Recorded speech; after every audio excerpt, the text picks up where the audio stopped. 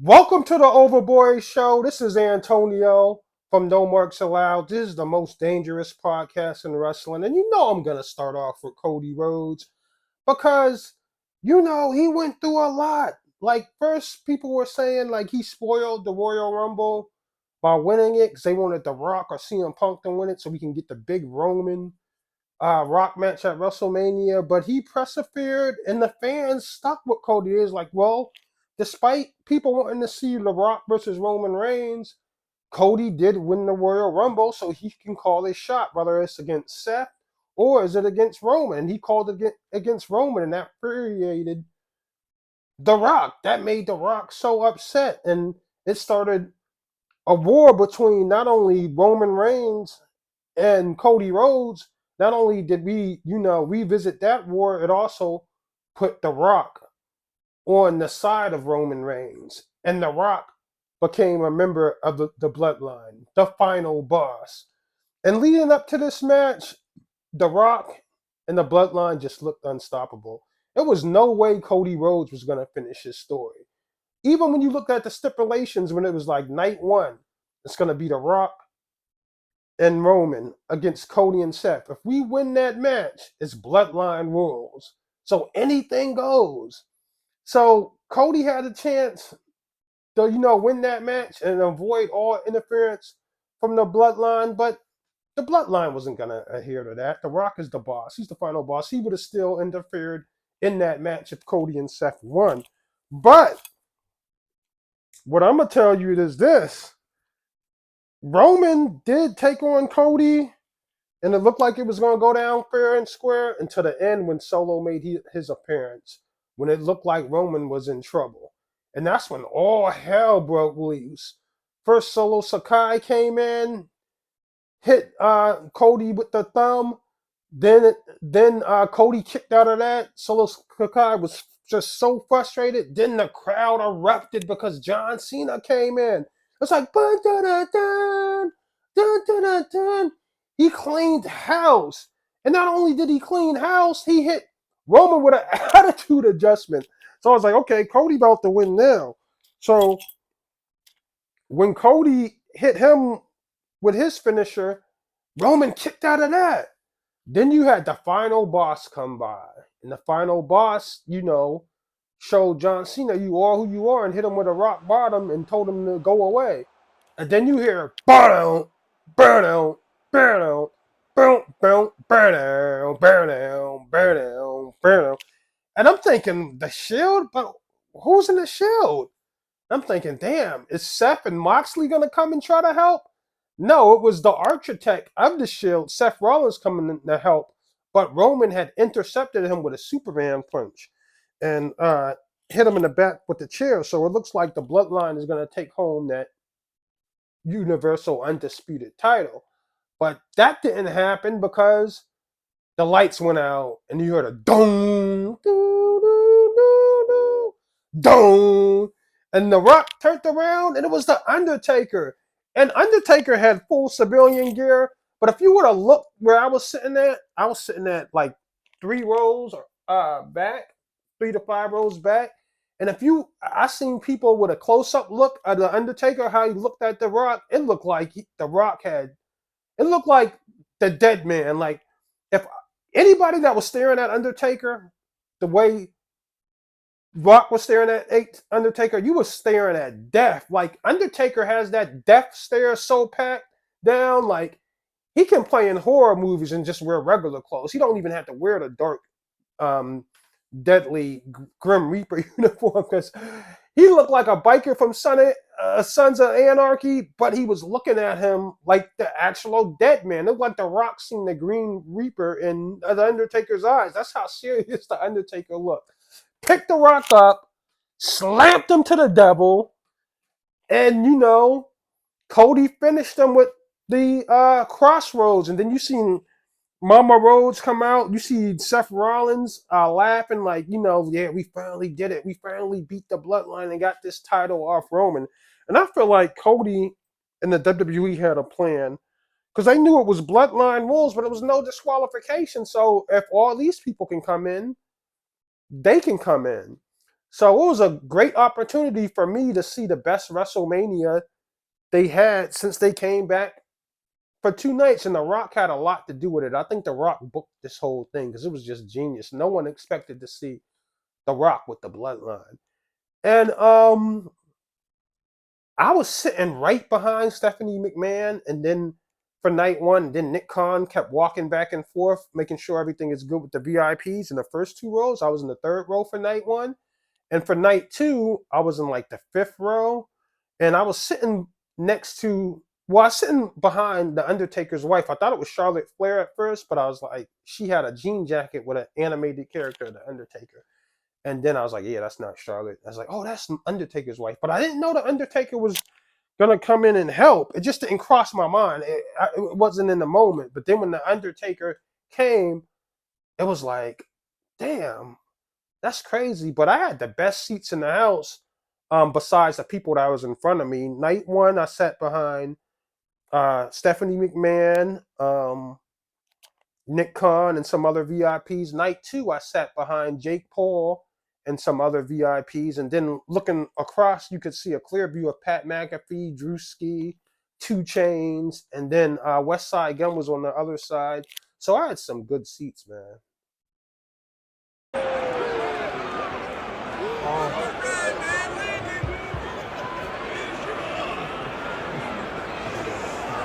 Oh my God.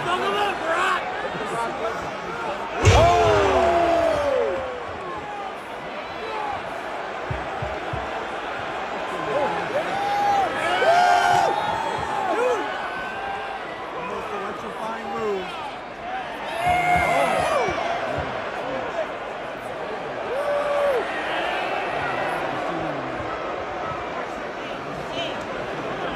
Let's go. Let's go, guys.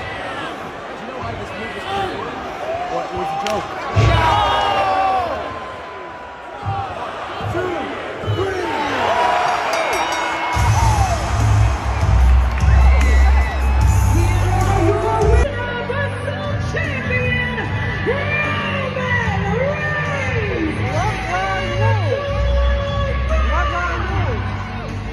Bloodline rules.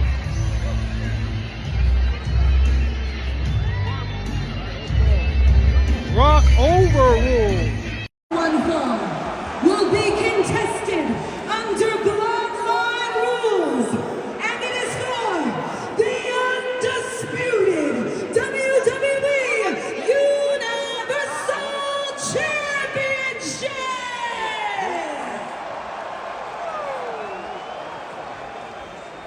Introducing the challenger from Atlanta, Georgia, weighing in at 222 pounds. He is the winner of the 2023 and 2024 Men's Royal Rumble match, the American Nightmare, Cody Rhodes. Opponent, accompanied to the ring by his special counsel,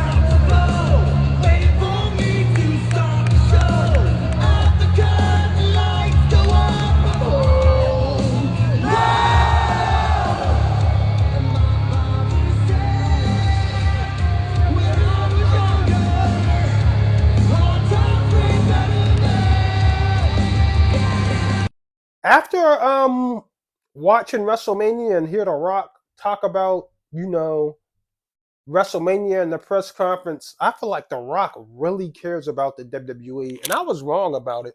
I just thought The Rock only was just gonna come in, do the.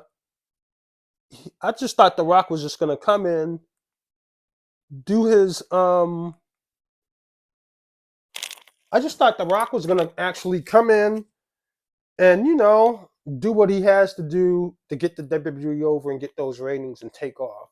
But The Rock in that press conference seems like he's really cares about the WWE, and he's seen that WrestleMania since it went back to 2 nights wasn't special anymore. It wasn't no great moments. Roman main evented the WrestleMania since it's been 2 nights, 4 years in a row, and all his matches were lackluster. Not one of those main events that Roman Reigns had in his 4-year WrestleMania main event run were good at all.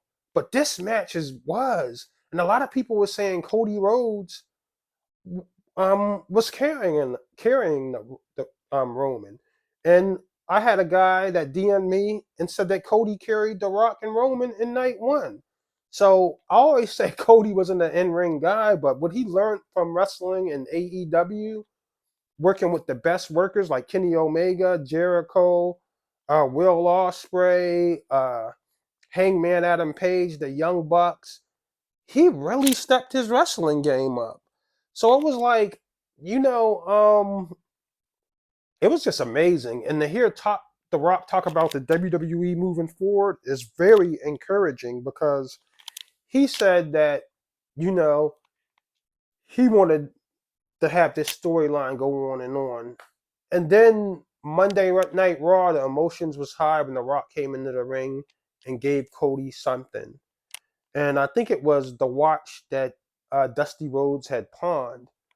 The Rock gave it to him, and it was like, your feud or your story with Roman is over, but your story with The Rock has just begun.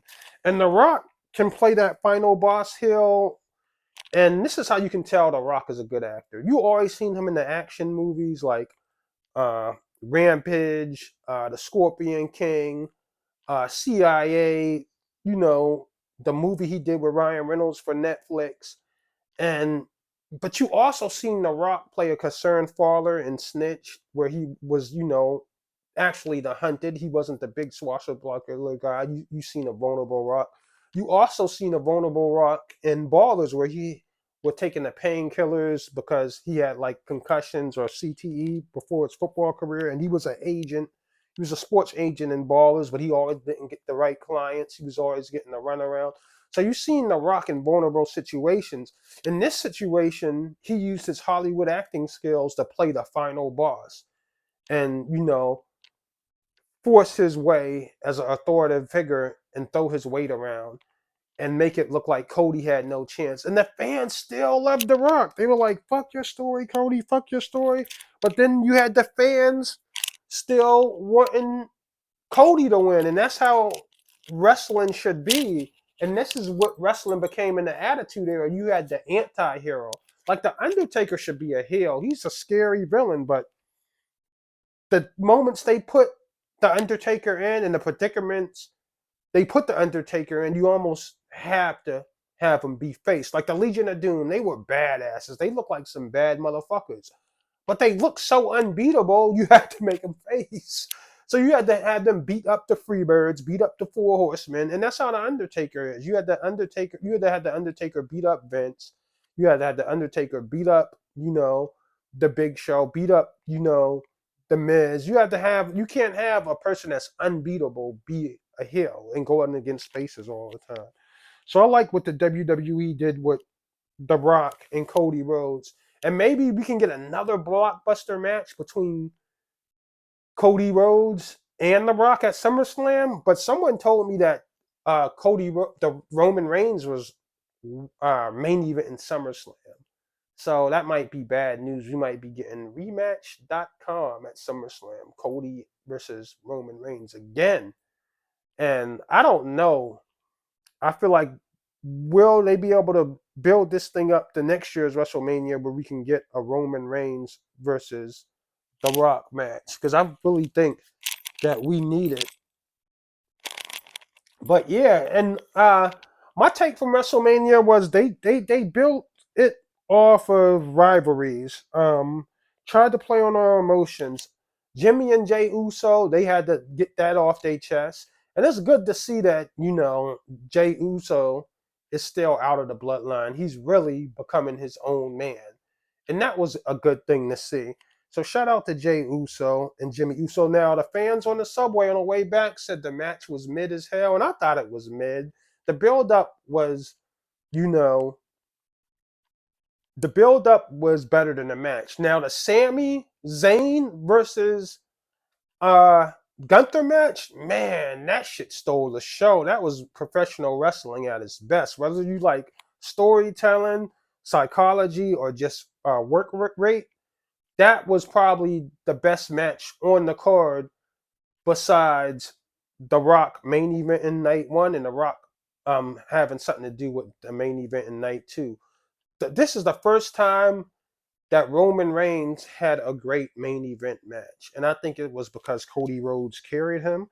And I also think it was because of The Rock's booking and all the guest appearances.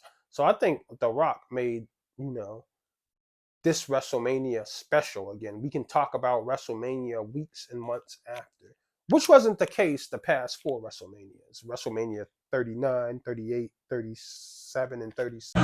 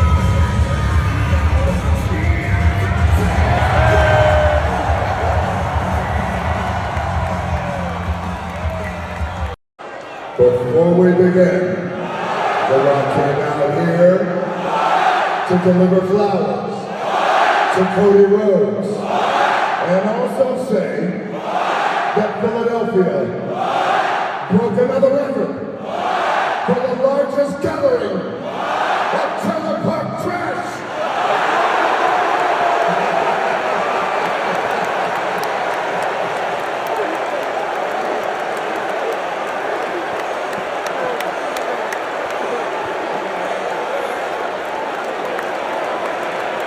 Yeah, so chant it now! Chant this! Shut the fuck up now!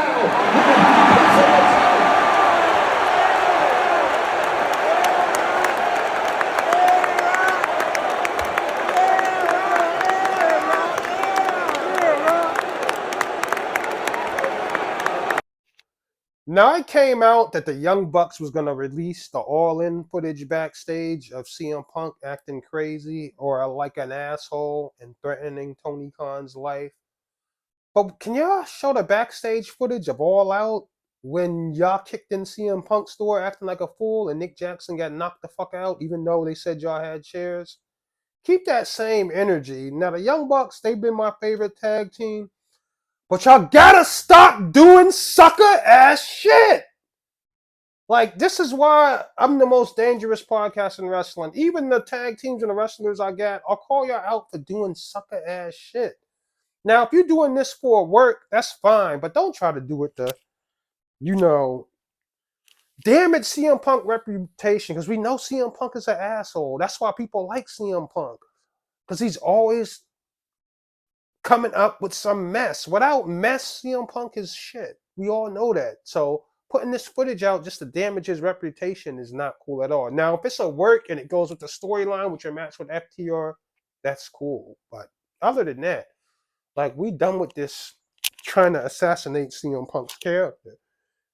So, yeah, but I'm looking forward to this Young Bucks FTR match. The Young Bucks got the win because the Young Bucks been losing some matches they shouldn't be losing.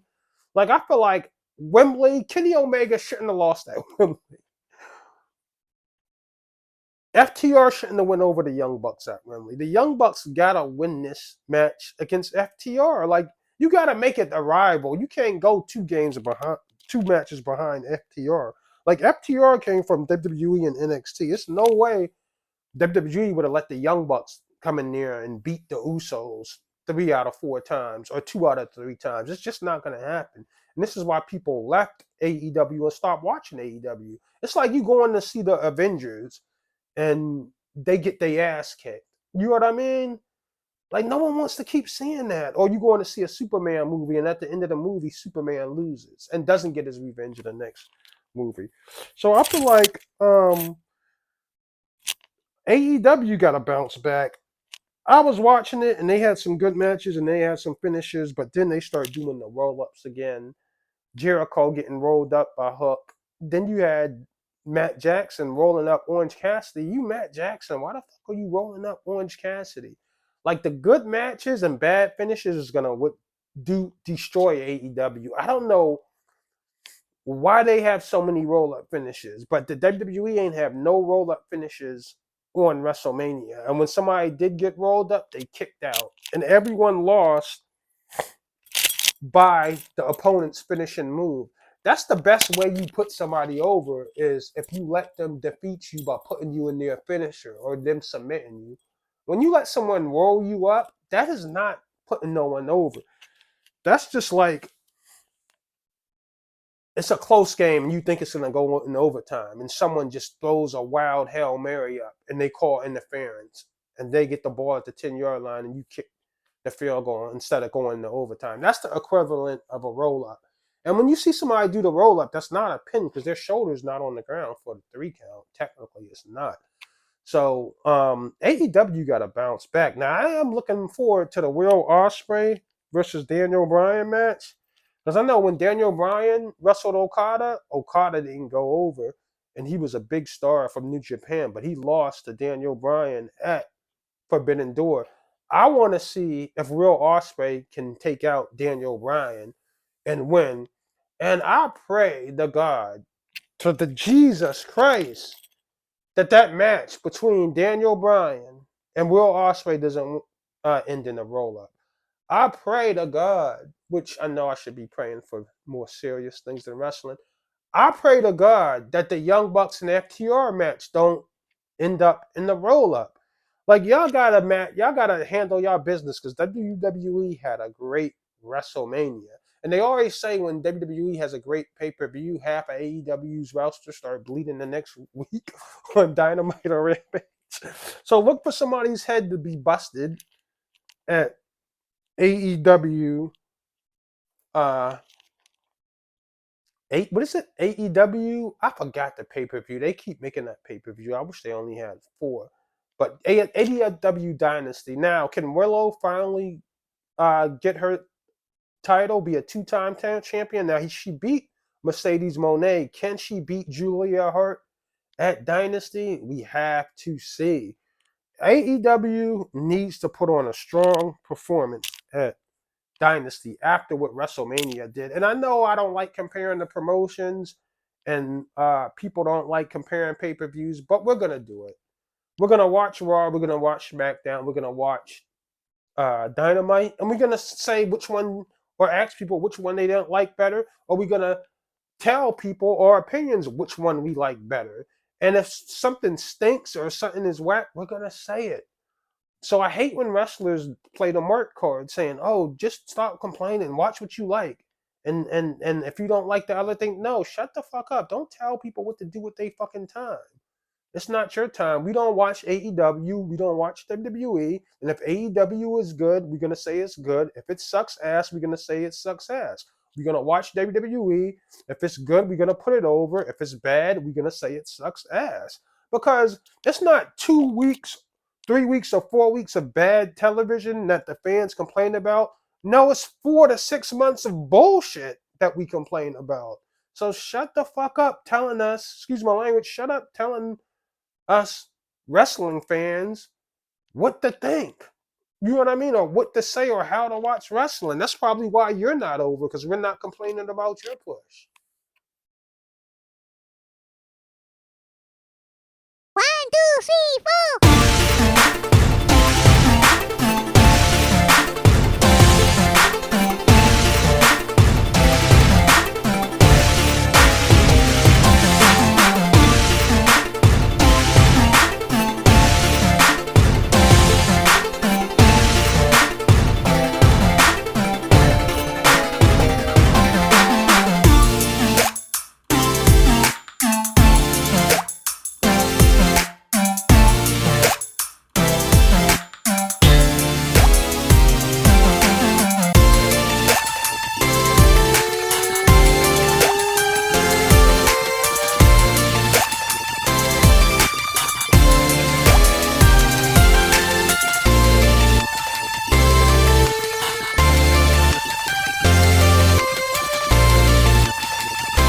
Now, shout out to Paul Heyman because he finally made the Hall of Fame. And Paul Heyman just been so instrumental in so many people's careers. And like at first, he started off as, a guy that always wasn't the greatest businessman. Some people called him shady, but when you look back at it, when you look at Paul Heyman, if you was living in those times at ECW, Paul Heyman was a genius and he was a revolutionary. And how the crowd reacted to ECW matches, it was only a matter of time before it hit the mainstream. And they were in Philly, WWE was in Connecticut, WWE was always a staple in New York City, so it was only a matter of time before Vince and Paul was going to bump heads business-wise and competitor-wise. So we seen the Attitude Era was a complete ripoff of ECW. So what did Vince do? Vince started teaming up with ECW and putting ECW in front of his fans, and it all worked out in the end. And look at all the talent Paul Heyman helped blow up once they came from OVE, I think it is, or OVW, or ECW or Ring of Honor. He was very instrumental in CM Punk. CM Punk was the first Paul Heyman guy. Then Brock Lesnar was the perfect Paul Heyman guy. And then Paul Heyman took Roman Reigns to unbelievable levels. Whoever said Paul Heyman helped this guy Roman Reigns was a fucking genius. Because excuse my language, Roman Reigns and Paul Heyman were amazing, especially when Sami Zayn got in there and Roman, had to figure out how can we stop Sammy's influence on the bloodline, because Sami Zayn's influence on the bloodline is too much. It's too much. He's rubbing off on us too much, and more people are worried about him than the bloodline. So Roman would always, revert to the wise men, not his family. He wouldn't ask Solo for advice. He wouldn't ask Jay for advice. He wouldn't ask Jimmy for advice. He would always ask Paul Heyman's advice. And Paul Heyman would be perfect for Kenny Omega. Don Callis did a good job, dealing with Kenny Omega as far as putting him over and, being his mouthpiece as the heel during the belt collector run. And it just flew. I would like to see Kenny Omega be a Paul Heyman guy. I would like to see Paul Heyman advocate for Kenny Omega, because in ring, Kenny Omega doesn't need nothing. Once that bell rings, you can put him in there with anybody. It's a 5, 6, 7-star match. But imagine if Paul Heyman was his mouthpiece. He would even get Kenny Omega to do great promos. You see what I'm saying? Kenny Omega with Paul Heyman would be amazing. Roman had a sucky promo until, he started being with the wise men, Paul Heyman. And then his promos got better. His trash talk got better.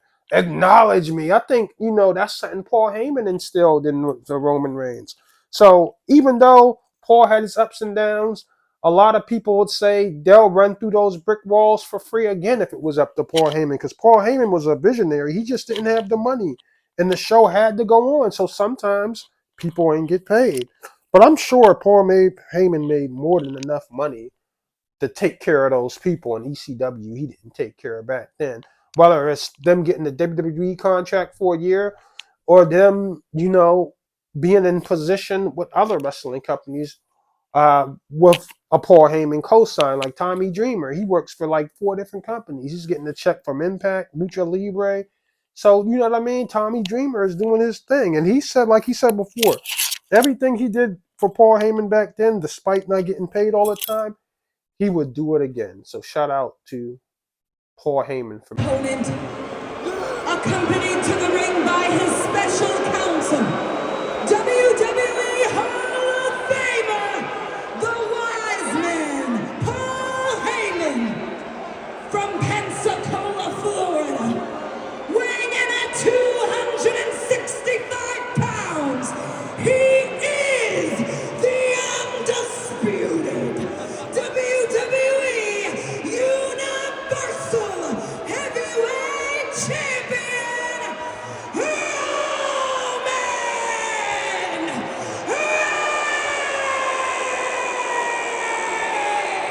Reigns. So shout out to the Bloodline. And from the looks of it, Cody finished his story, but the Bloodline is not over. We've seen the emotional interaction between Paul Heyman and Roman Reigns. At the end of that match with them hugging each other and crying. But I just want to reiterate, they said Roman's going away for a while. But it's a while, because if he's scheduled to main event SummerSlam, I mean, May, June, July, yeah, you can say that's a while. But I just got to say this, without the Elite, it would be no Bloodline. Like, the Elite set wrestling on fire. And then, you know, this was right, I think it was right before Roman won the title from Brock at SummerSlam. But it was a moment where the Elite was just killing, AEW was just killing WWE and critically acclaimed in matches. You see what I'm saying? The demographic was being destroyed by AEW. They was killing WWE in the demographic. Jericho even called himself the demo god.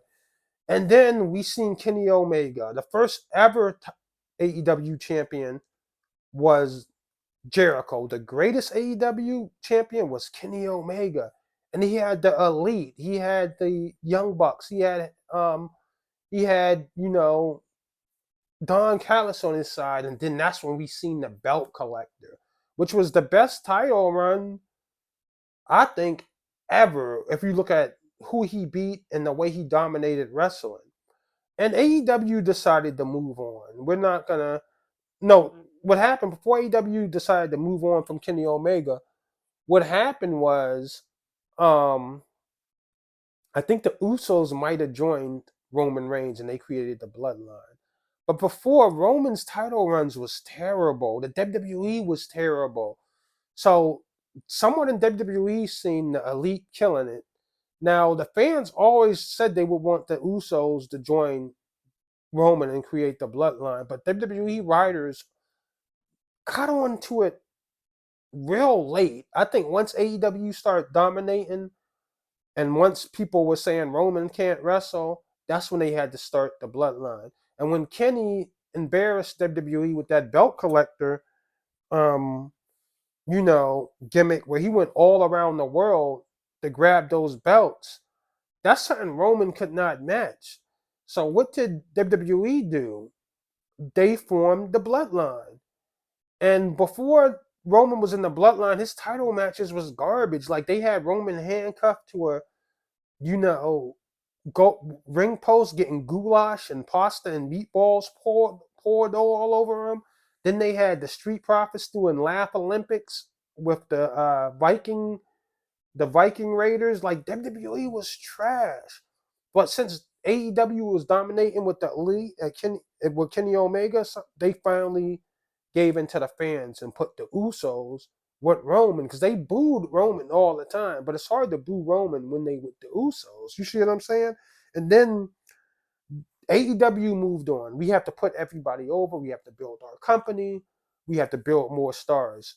WWE kept their stars stagnant for years, legends stagnant for years, just to put Roman over in every match and have a 4-year run. Now the ratings suffered. They got canceled by 2 networks during Roman Reigns' run. They got canceled by USA. They got canceled by Fox.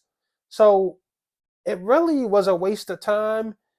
And now that we seen The Rock at WrestleMania, I can see why they had Roman, because they wanted The Rock to be involved in the WWE. And what better way to do that than have The Rock's cousin dominate it for 4 years? But the majority of the matches that Roman had, they were carried by his opponents. The WrestleMania 38 main event was whack. It was corny. Like, it looked like Roman was trying to do a belly to back suplex on Roman. I mean, no, he's doing a belly suplex to Brock, and it looked like he was booty humping Brock because he slipped. You know what I mean? And it was bad. Like, you can watch that match on TV. Like, Roman's title reign lasted a long time, but I don't put him up there as the greatest. Once we watch those matches in 10 years from now, 5 years from now, like, the people like Conan and them, they're going to say it's a good storyline, but the matches wasn't that good and Roman wasn't that good. You put Roman in Impact or New Japan, and Roman would not be that good without the Bloodline, without the Wise Man. You put John Cena without the Wise Man, CM Punk without the Wise Man, The Rock without the Wise Man. You can put any of those guys with any. You don't have to build a statue and build the Bloodline and have them carry the title for over 500 days or 600 days to make them over. No, The Rock can have the title for 3 months and lose, and his reign would be way over than what Roman's was. So I think the Bloodline's jealousy of what the Elite did and the WWE's jealousy of Kenny's belt collector gimmick is what fooled Roman Reigns of keeping the belts for 4 years. But anybody with a mind the size of a deer running out in traffic knows that Kenny Omega is a better wrestler than Roman Reigns. You can't go by the records because the shit is not real. It's a work. So they can just write you over to win every match for 4 years. Come on now. Let's look at the work. Roman's body of work in ring, mute and just watch the matches, versus Kenny's work, mute and watch the matches. Kenny Omega is blowing Roman out the fucking water. Come on, let's not even act dumb. But yeah, without the Elite, it would be no